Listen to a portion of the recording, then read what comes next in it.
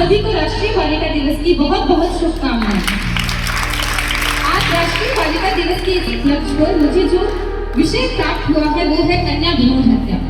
आप सभी ने अलग अलग विषयों के बारे में जानकारी प्राप्त की, तो थोड़ी सी चर्चा हम कन्या भ्रूण हत्या पर भी कर लेते हैं। इस पर प्रकाश डालते हुए मैं कहना चाहती हूँ, सबसे पहले कन्या भ्रूण हत्या होती क्या है, इससे तात्पर्य क्या है, ये आप लोगों को जानना बहुत अधिक आवश्यक है। कन्या भ्रूण हत्या में माता के गर्भ में पल रहे शिशु का लिंग जांच करवा के पता करना कि वो लड़का है या लड़की, पहले से ही पता कर लेना। यदि वो लड़की है तो गर्भ के अंदर ही उसकी हत्या करवा देना या उसको नष्ट कर देना कन्या भ्रूण हत्या कहलाता है। तो ये जो घिनौना पाप हमारे भारत देश में सदियों से हो रहा है, ये बहुत ही अमानवीय घटना है जो कतई नहीं होनी चाहिए और इसके बारे में जागरूकता लाना बहुत ही अधिक आवश्यक है और ये बहुत ही महत्वपूर्ण विषय है।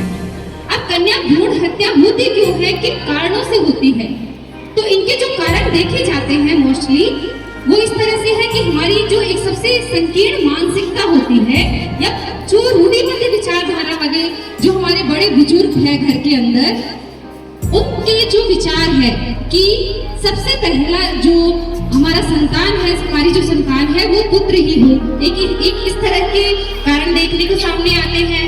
या फिर उनकी जो सोच रहती है कि जो पुत्र है वो आय प्राप्ति का साधन है और हमारे वंश को भी आगे बढ़ाएगा।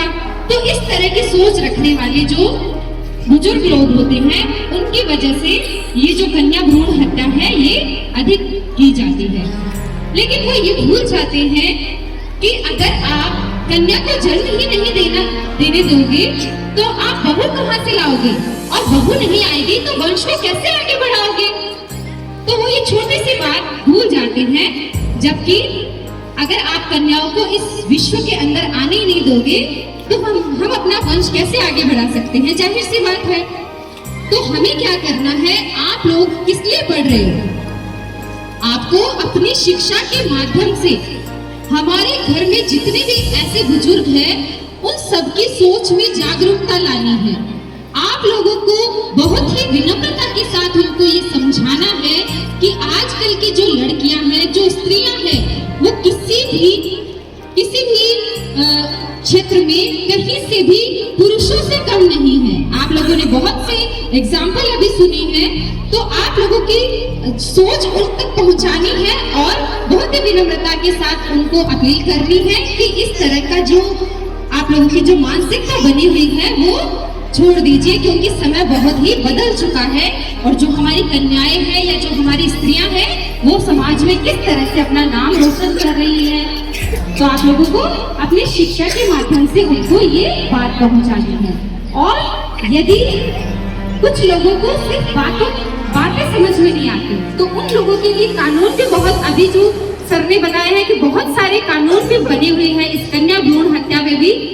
भारतीय दंड संहिता 1860 के अंतर्गत जो प्रावधान है, धारा 312 से लेकर धारा 318 में ये सारे विषय, जो भी गर्भपात है या कोई नवजात बच्चे का शरीर है जो छिपा देना या नष्ट कर देना, ये सारे विषय उसके अंतर्गत शामिल किए जाते हैं।